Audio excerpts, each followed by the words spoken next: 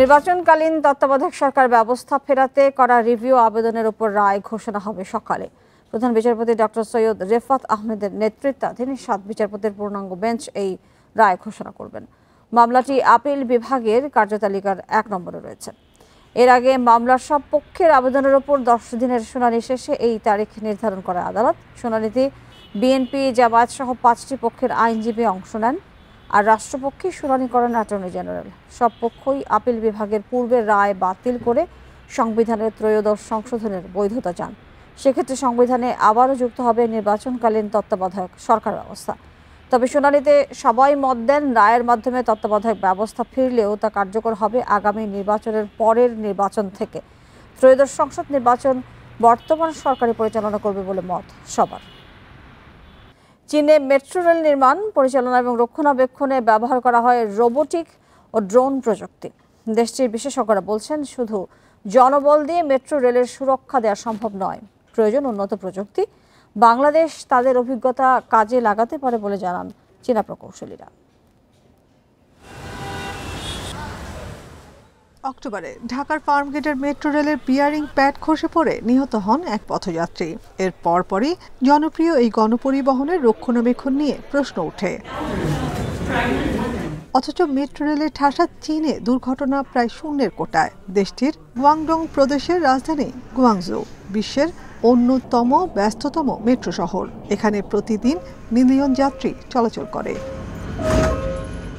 তারা মেট্রোর নিরাপত্তা নিশ্চিত করেছে নিয়মিত ও আধুনিক রক্ষণাবেক্ষণ ব্যবস্থায়। সেই অভিজ্ঞতার কথা জানালো Guangzhou metro design and research institute, যারা বিশ্বের 19টি দেশের মেট্রো রেল প্রকল্পের সঙ্গে যুক্ত। 1000-এর বেশি কিলোমিটারের পথ জুড়ে মেট্রো রেল চালু আছে। 18টির মধ্যে এখন নতুন করে আরেকটি পাতাল রেলের কাজ চলছে।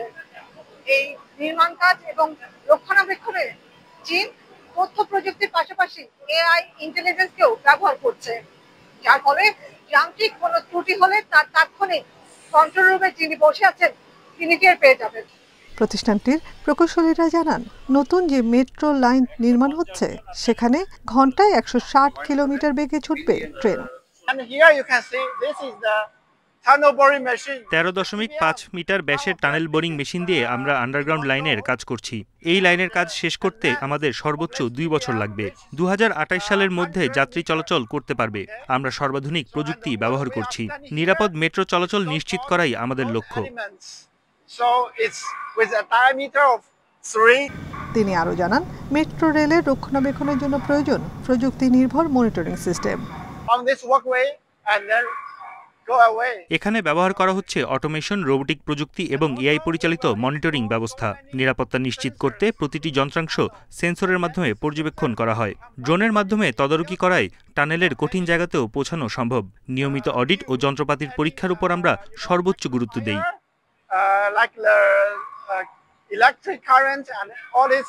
প্রকৌশলীরা বলছেন, বাংলাদেশ চাইলে চীনের সহযোগিতায় মেট্রো রেলের নিরাপত্তা প্রোটোকল আরও শক্তিশালী করতে পারে। নাফিজুদ্দৌলা, ইন্ডিপেন্ডেন্ট নিউজ, গুয়াংজু, চীন। নির্বাচনকালীন তত্ত্বাবধায়ক সরকার ব্যবস্থা ফেরাতে করা রিভিউ আবেদনের উপর রায় ঘোষণা আজকেই হবে। আর এই নিয়ে হাইকোর্ট থেকে জানাতে যোগ দিচ্ছেন সহকর্মী জাহিদুল বাশার। বাশার, এই যে তত্ত্বাবধায়ক সরকার ব্যবস্থা ফেরাতে করা রিভিউ আবেদনের যে রায়, সেটি কটা নাগাদ হতে পারে? আদালত কখন বসবে? জি, দেখুন, 9:30টার দিকে সাধারণত অ্যাপিলেট ডিভিশন বসে। অনেক সময় গুরুত্বপূর্ণ রায় থাকলে আমরা দেখেছি যে খানিকটা দেরি হয় তার থেকেও। আর আরেকটি বিষয়, আদালত মোটামুটি 9:30, 10টার মধ্যে হয়তো বসবে এবং একেবারে শুরুতেই কজ লিস্টের কিন্তু একদম প্রথমেই আছে একটি জাজমেন্টের জন্য একেবারে প্রধান বিচারপতি ডক্টর সৈয়দ রেফাত আহমেদের নেতৃত্বে 7 বিচারপতির যে অ্যাপিলেট ডিভিশনের যে ফুল বেঞ্চ, অর্থাৎ অ্যাপিলেট ডিভিশনের সব বিচারপতিরাই থাকবেন এই রায় দেওয়ার সময়। এবং এটি অত্যন্ত গুরুত্বপূর্ণ রায়। এর আগে আইনজীবীরা অনেকবারই এটি বলেছেন যে বাংলাদেশের গণতান্ত্রিক বাংলাদেশে এবং এই মুহূর্তে রাজনৈতিক বাংলাদেশের সবচেয়ে বড় মামলা এটি। কারণ আপনি জানেন যে এই তত্ত্বাবধায়ক ব্যবস্থা ফিরিয়ে আনার জন্য গত আওয়ামী লীগ সরকারের সময় দশকের পর দশক ধরেই কিন্তু এই আন্দোলন চলেছে, বিরোধী দলগুলো এই দাবি করে এসছে এবং শেষ পর্যন্ত সেই দাবি পূরণ না হওয়ার পরে আওয়ামী লীগ সরকার বিতাড়িত হওয়ার পরে কিন্তু এটি আবার আদালতে আসে এবং সেই দীর্ঘ প্রায় 10 কার্যদিবস টানা শুনানি হয়েছে অ্যাপিলেট ডিভিশনে। সেই শুনানির পরে আজকে কিন্তু রায় হতে যাচ্ছে। দেখুন এখানে একটি বিষয় যে তত্ত্বাবধায়ক সরকার ব্যবস্থা মূলত এর আগে অ্যাপিলেট ডিভিশন থেকেই বাতিল করা হয়েছিল এবং বাতিল করা হয়েছিল মূলত সংবিধানের যে ত্রয়োদশ সংশোধনী 13তম সংশোধনী সেটিকে অবৈধ ঘোষণা করে দেওয়া হয়েছিল। 1996 সালে তৎকালীন আওয়ামী লীগ এবং জামাতের যৌথ আন্দোলনের ফলে তৎকালীন বিএনপি সরকার তারা কিন্তু এই নির্বাচনকালীন একটি তত্ত্বাবধায়ক সরকার ব্যবস্থা দিতে বাধ্য হয়েছিল এবং সেই ব্যবস্থা প্রবর্তনের জন্য সংবিধানের 13তম সংশোধনী আনতে হয়েছিল। পরবর্তীতে আওয়ামী লীগ সরকারের সময় 2011 সালে এর বিরুদ্ধে যখন আদালতে রিট হয় এবং হাইকোর্ট কিন্তু এটিকে বৈধতা ঘোষণা করেছিল, কিন্তু তার বিরুদ্ধে আপিল যখন করা হয় সেই আপিলে 2011 সালের মে মাসে এই তত্ত্বাবধায়ক পদ্ধতিকে পুরোপুরি বাতিল করে দেওয়া হয়, অর্থাৎ 13তম সংশোধনীকে অবৈধ ঘোষণা করে দেওয়া হয়, যার ফলশ্রুতিতে তত্ত্বাবধায়ক সরকার ব্যবস্থা বাতিল হয়ে যায়। আজকে যদি রায় অর্থাৎ আপিল যদি মঞ্জুর হয়, অর্থাৎ রিভিউ যদি মঞ্জুর হয়, তাহলে অ্যাপিলেট ডিভিশনের আগের যে রায় সেটি বাতিল হয়ে যাবে। আর বাতিল হয়ে গেলে স্বয়ংক্রিয়ভাবেই কিন্তু সংবিধানে 13তম সংশোধনী চলে আসবে। এইখানে আরেকটি বিষয় রয়েছে, দেখুন 13তম সংশোধনী অবৈধ ঘোষণা করে দেওয়ার পরে তত্ত্বাবধায়ক সরকার ব্যবস্থা বাতিল হয়ে গেল, কিন্তু এটি সংবিধানে এই বিষয়টিকে আবার নতুন করে সংশোধন করার জন্য পঞ্চদশ সংশোধনী অর্থাৎ 15তম সংশোধনী আনতে হয়েছিল।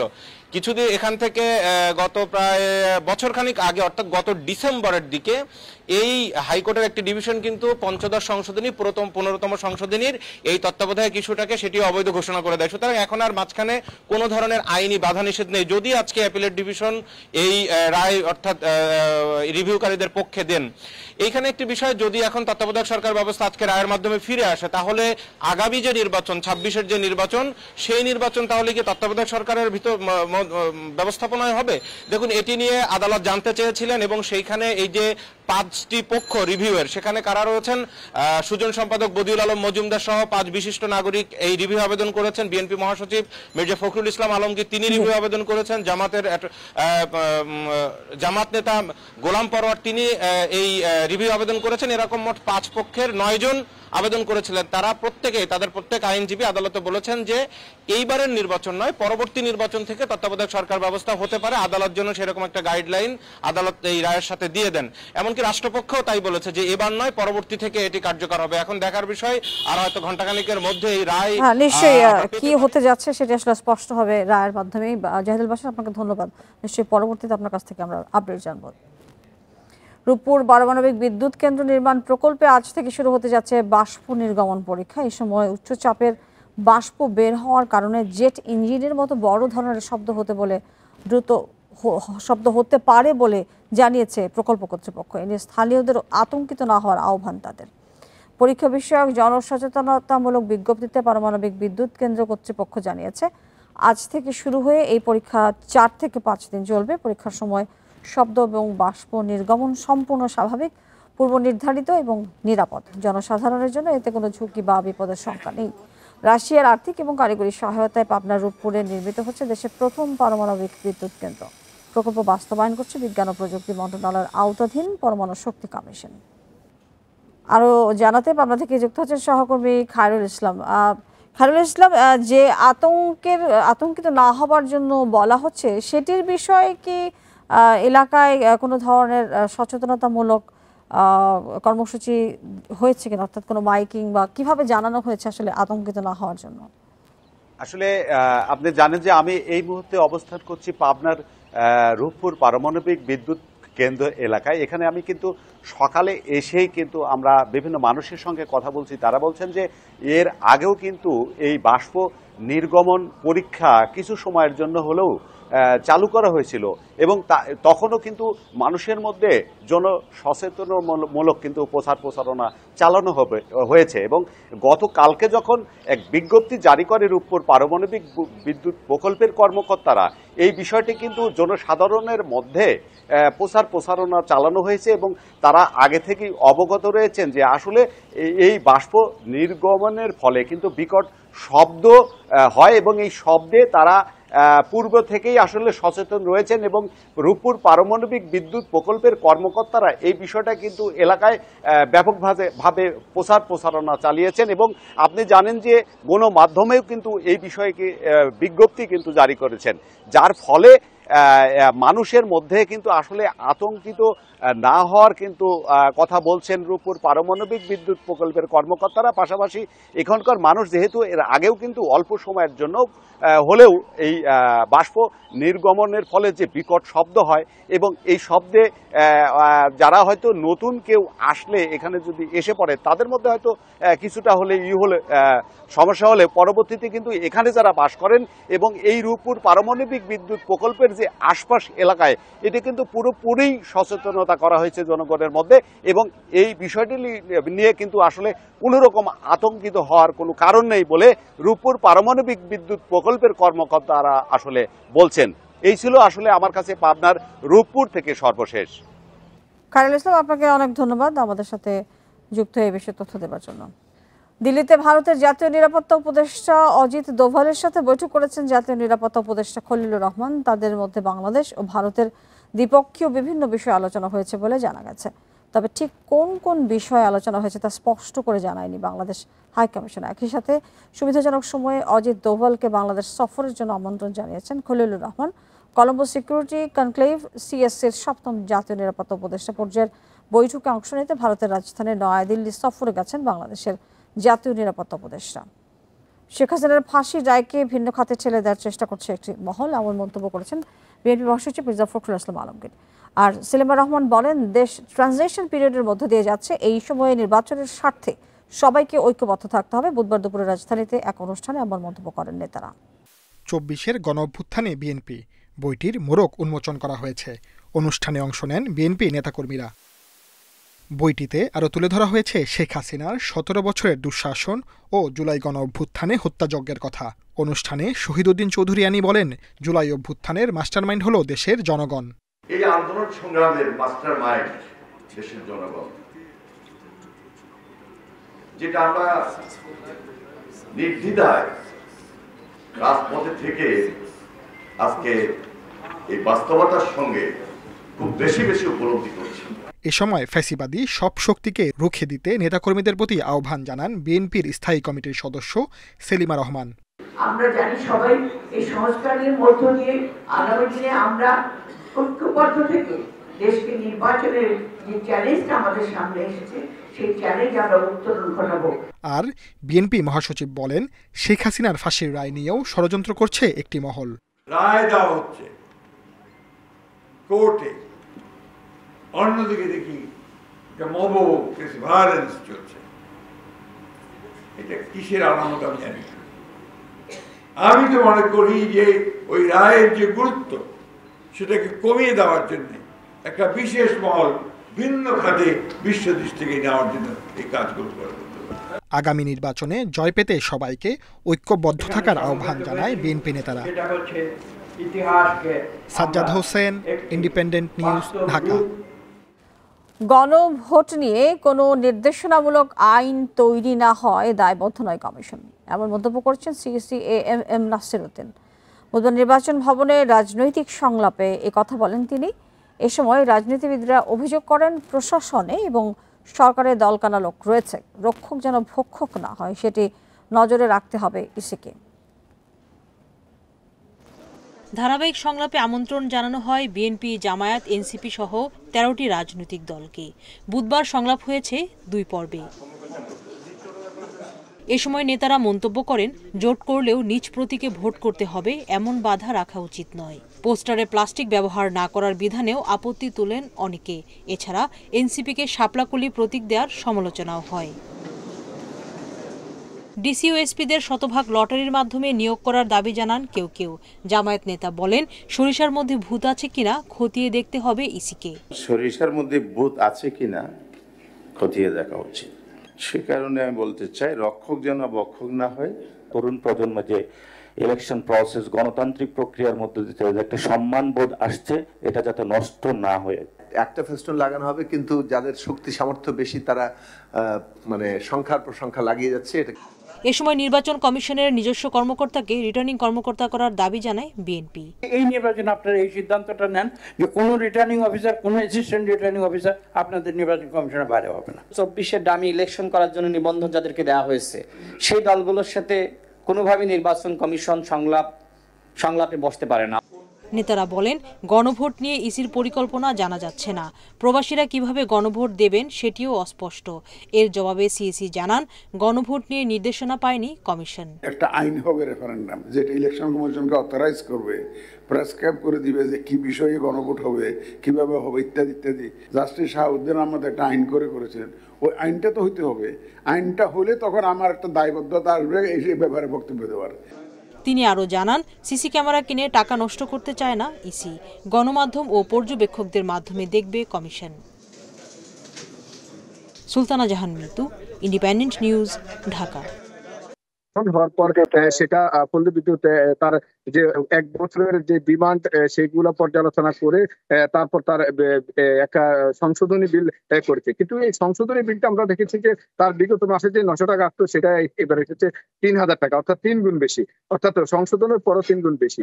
এভাবে কিন্তু শুধু এই শরীফ গাজী নয়, এভাবে কিন্তু আমরা দেখেছি চাঁদপুরের যে হাজীগঞ্জ উপজেলার মুকিমত গ্রামে একটি বিল্ডিং এ 13টি ইউনিটের অস্বাভাবিক বিল আসছে গত 3 মাস ধরে। আমরা দেখেছি শাহরাস্তি উপজেলার দোপল্লা গ্রামে এক বসত বাড়িতে বিল এসেছে যে 200-300 টাকার বিল এসেছে 1400-1500 টাকা। মিটার সংশোধন করার পর তার বিল এসেছে 8000 টাকা, অর্থাৎ সংশোধন করে কোনো উপায় পাচ্ছে না গ্রাহকরা। আমরা এই বিষয়ে কথা বলেছিলাম পল্লী বিদ্যুতের যে চাঁদপুর পল্লী বিদ্যুৎ 1 যে জেনারেল ম্যানেজার গোবিন্দ আগারওয়ালা, তিনি বলেছেন যে এটি ওয়ারিং এর সমস্যা এবং তাদের যে তারের মানসম্মত তার ব্যবহার করা হচ্ছে না, সেগুলোকে খেয়াল রাখতে হবে গ্রাহকদেরকে। কিন্তু তার এই দায়সারা বক্তব্য কিন্তু গ্রাহকরা মানতে পারছেন না, কারণ এখানে যে বসত বাড়িগুলো যেখানে যেখানে বিদ্যুতের সংযোগ রয়েছে সেটি দীর্ঘ বছর ধরে তারা ব্যবহার করছে। হঠাৎ করে বিল বেশি আসার কারণটি কিন্তু কোনো সদর্থ দিচ্ছে না। তিনি একবার বলেছেন কিন্তু মিটার যে আপনাদের মাটিতে বিদ্যুৎ চলে যায়, মিটারের সংযোগ ডিস্টার্ব হলে মিটার পরিবর্তনের জন্য পরামর্শ দিচ্ছেন।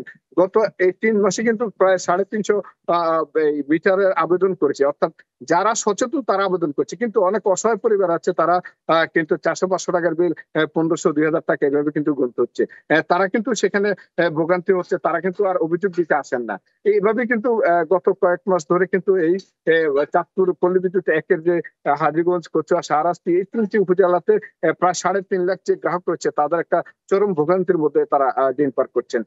পল্লী বিদ্যুৎ সমিতি যে টাকাটা দিচ্ছেন, আসলে এই টাকাটাও কিন্তু গ্রাহকের জন্য ব্যয়বহুল। যে আবারও ঘর ওয়ারিং করা অথবা মিটার পরিবর্তনের আবেদন করা, মিটারের যে এইভাবে যে অর্থ অপচয় হচ্ছে সেটি কিন্তু নাভিশ্বাস উঠে পড়ছে অনেক গ্রাহকের। আসলে এই পল্লী বিদ্যুতের গুরুত্বপূর্ণ দিনের প্রসঙ্গে যদি সরকারের উচ্চতর কর্তৃপক্ষ কোনো সুরাহা ব্যবস্থা নেয় তাহলে। আপনাকে ধন্যবাদ আমাদেরকে এই বিষয়ে বিস্তারিত জানাবার জন্য। নাটোরের চলন বিল ঘিরে শুটকি উৎপাদনে ব্যস্ত চাতাল শ্রমিকরা। এখানকার দেশি মাছের শুটকির চাহিদা রয়েছে দেশ জুড়ে, তবে চাহিদা মতো দাম মিলছে না বলে দাবি ব্যবসায়ীদের। মৎস্য বিভাগ বলছে এবার জেলায় শুটকি উৎপাদনের লক্ষ্য 350 টন। নাটোর বগুড়া মহাসড়কের পাশেই বেশ কয়েকটি শুটকি চাতাল। চলন বিলের মাছ দিয়ে এখানে শুটকি উৎপাদন হয়। পুঁটি, টাকি, মলা, ঢেলা সহ বিভিন্ন প্রজাতির মাছের শুটকি করা হয়। কোনো রাসায়নিক ব্যবহার না করায় দেশ জুড়ে চাহিদা ব্যাপক। চলন বিলের যে সুস্বাদু মাছ এবং সেই সুস্বাদু শুটকি, এটি প্রতিবারই আমি নেওয়ার জন্য আসি। এই মাছটা হচ্ছে কেমিক্যাল মুক্ত এবং পুরো লবণ দিয়ে তৈরি করা, ন্যাচারালি একদম পিওর। তবে ব্যবসায়ীদের দাবি শুটকির চাহিদা বাড়লেও তেমন দাম মিলছে না। এ কারণে 5 বছরে চাতাল বন্ধ হয়েছে 15টি। সঠিক দাম তো আমরা পাই না। সরকার যদি সংগ্রহ করার জন্য যদি একটা ব্যবস্থা করে দিত তাহলে আমরা হয়তো সঠিক দাম পাইতাম। চলন বিলে যত প্রকার মাছ পাওয়া যায় সম্পূর্ণ মাছই আমরা শুকাই। মৎস্য বিভাগ জানায় নাটোরে 350 টন শুটকি উৎপাদনের লক্ষ্য ঠিক করা হয়েছে। এর মধ্যে উৎপাদন হয়েছে 25 টন। 20 থেকে 40 জনকে আমরা প্রতি বছরই পর্যায়ক্রমে প্রশিক্ষণ দিয়ে থাকি। একদিকে যেমন শুটকি উৎপাদনের কারিগরি প্রশিক্ষণ দিয়ে থাকি, তেমনি স্যানিটেশন, ব্যক্তিগত পরিচ্ছন্নতা, যাতে স্বাস্থ্যসম্মত শুটকি উৎপাদনে তারা সক্ষম হয়। তো এইভাবে আমরা পরিষ্কার পরিচ্ছন্নতা বজায় রাখার জন্য মাঝে মাঝে তদারক করি। এবার নাটোরে 12 কোটি টাকার শুটকির ব্যবসার আশা।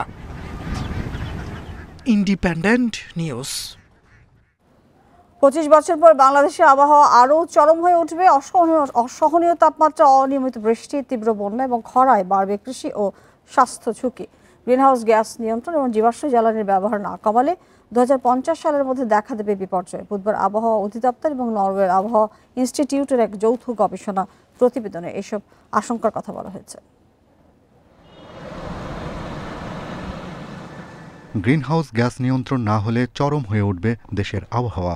2041 সাল থেকে 2070 সালের মধ্যে গড় তাপমাত্রা 1 থেকে 2 ডিগ্রি সেলসিয়াস বাড়বে বলে আশঙ্কা করা হচ্ছে। সবচেয়ে বেশি ঝুঁকিতে পড়তে পারে খুলনা, রাজশাহী, রংপুর ও ঢাকা বিভাগ। বুধবার দুপুরে রাজধানীর একটি হোটেলে বাংলাদেশের ভবিষ্যৎ জলবায়ু পরিবর্তন বিষয়ক এক প্রতিবেদনে এসব তথ্য জানানো হয়। প্রতিবেদনে বলা হয়, আগামীতে ভারী বৃষ্টি বাড়বে অসময়ে। এতে সিলেট, ময়মনসিংহ বিভাগে আকস্মিক বন্যার প্রবণতা বাড়তে পারে। সমুদ্রপৃষ্ঠের উচ্চতা বেড়ে 2050 সাল নাগাদ আশ্রয়হীন হবে উপকূলের 9 লাখ অধিবাসী। হেলথ সেক্টরে বড় একটা ইম্প্যাক্ট আসবে, হিটস্ট্রোক হতে পারে। এই ধরনের বিশেষ করে যেটা ছিল সামারে, এমন দেখা যাচ্ছে যে এটা আপনার বর্ষাকালেও এই ধরনের অ্যাক্টিভিটি হিটস্ট্রোকের সংখ্যা বাড়ার সম্ভাবনা রয়েছে। তারপর ম্যালেরিয়া ডিজিজের ক্ষেত্রে ম্যালেরিয়া, তারপরে আপনার এডিস মশা, এগুলো অ্যাক্টিভিটি বাড়তে পারে। তারপরে আপনার এগ্রিকালচার সেক্টরে তো বড় ধরনের ইম্প্যাক্ট পড়বে। নরওয়ের আবহাওয়া ইনস্টিটিউটের প্রধান বলেন, 25 বছর পরের বিপদ মোকাবেলায় দ্রুত ও কার্যকর পরিকল্পনা নিতে হবে বাংলাদেশকে। না হলে খাদ্য উৎপাদন ও মানুষের জীবনে এর ভয়াবহ প্রভাব পড়বে। তাপপ্রবাহের যে প্রভাব আগামীতে পড়তে যাচ্ছে তা বাংলাদেশে অসহনীয় হয়ে পড়বে। ঝুঁকিতে থাকা দেশগুলোকে সাথে নিয়ে একটি যৌথ পরিকল্পনা করা জরুরি। এক্ষেত্রে নরওয়ে সব সময় পাশে থাকবে। আবহাওয়াবিদরা বলেন, পরিবেশ স্বাভাবিক রাখতে সচেতনতার পাশাপাশি দরকার বাস্তবসম্মত উদ্যোগ। Shahriar Anirban, independent news, Dhaka. তত্ত্বাবধায়ক সরকার ব্যবস্থা রিভিউ রায় নিয়ে এখন ব্রিফিং হচ্ছে, আমরা সরাসরি সেখানে চলে যাচ্ছি। তত্ত্বাবধায়ক সরকার ব্যবস্থা প্রবর্তন করেছিলেন, সেই তত্ত্বাবধায়ক সরকার ব্যবস্থা তিনি বাতিল করেছিলেন এবং এমনভাবে বাতিল করেছেন যে তিনি সরকার যেভাবে অ্যামেন্ডমেন্ট করেছেন তার রিটায়ারমেন্টের পরে তিনি সেইভাবেই তিনি সেটা বাতিল করেছেন। অর্থাৎ আজকে রায়ের ফলে স্যার কি হলো সেটা একটু বলেন স্যার। ফলে আজকে রায়ের ফলে, আমি তো আগেই বলেছি, আজকের রায়ের ফলে আবার তত্ত্বাবধায়ক ব্যবস্থা ফিরে এসেছে। কবে থেকে কার্যকর হবে? দেশের মানুষ এতদিন যে ভোট দিতে পারে নাই, তারা এখন ভোট দিতে পারবে। এবং সর্বশেষ যে কথাটি আদালত বলেছেন যে পার্লামেন্ট এবং এই যে রায়টি হলো প্রসপেক্টিভ। আমি আগেও বলেছি, আমরা আবেদন করেছিলাম যে আপিল এবং রিভিউটি মাননীয় আদালত আপনারা প্রসপেক্টিভ ওয়েতে আপনারা এই বিষয়ে বলবেন এবং আইনের ব্যাখ্যাও আমরা সেই জন্য দিয়েছিলাম এবং সেই পরিপ্রেক্ষিতেই আজকে আদালত উঠেই আপনারা আমাদের যত আর্গুমেন্ট সেই সম্বন্ধে বলেছেন যে আপনারা যে সমস্ত আর্গুমেন্ট করেছেন সেগুলো আমরা বিচার বিশ্লেষণে নিয়েছি। তিনি একটি বিষয়ের উপরে বলেছেন যে তত্ত্বাবধায়ক সরকার ব্যবস্থা যে 58(1) and 58(2) আর্টিকেল 58(1) and 58(2) আবার পুনর্বহাল হলো। এর অর্থ হলো তত্ত্বাবধায়ক ব্যবস্থা আবার ফিরে আসলো। তিনি রাজনীতির অন্যান্য বিষয়গুলো বলেছে, এইটা হলো প্রিলিমিনারি, আমরা জাজমেন্ট দিলাম ইউনিভার্সিটি, জাজমেন্ট ফলোড, আরো এর মধ্যে হয়তোবা কোনো কিছু ডিটেলস ইনক্লুড করতে পারে। অবশ্যই আমরা মনে করি যে এটা খুশি না, খালি ঈদের দিন আমাদের মনে হচ্ছে। তার কারণ বিএনপি খালি খুশি না, সারা জাতি খুশি। বিএনপি একটা দল, পর্যবেক্ষণ দিয়েছে কিনা কি বলেছেন, একটি বড় রাজনৈতিক দল এবং এই রাজনৈতিক দল জনগণের ভোটাধিকারের বাস্তবায়নের জন্য তত্ত্বাবধায়ক সরকার ব্যবস্থা করেছিলেন। সেইটাতে উদ্দেশ্য প্রণোদিতভাবে নিয়ে গিয়েছে দেশের মানুষকে ক্ষতি করার জন্য, দেশের ক্ষতি করার জন্য, দেশকে ধ্বংস করার জন্য। আমরা আদালত চত্বর থেকে ব্রিফিং শুনছিলাম নির্বাচনকালীন তত্ত্বাবধায়ক সরকার ব্যবস্থা ফেরানোর বিষয়ে রিভিউ আবেদনের উপর রায় ঘোষণার বিষয়ে। ধন্যবাদ আপনাদেরকে আমাদের সঙ্গে থাকবার জন্য। আরো বিস্তারিত জানতে চোখ রাখুন ফেসবুক, ইউটিউব এবং এক্সে। ধন্যবাদ সবাইকে।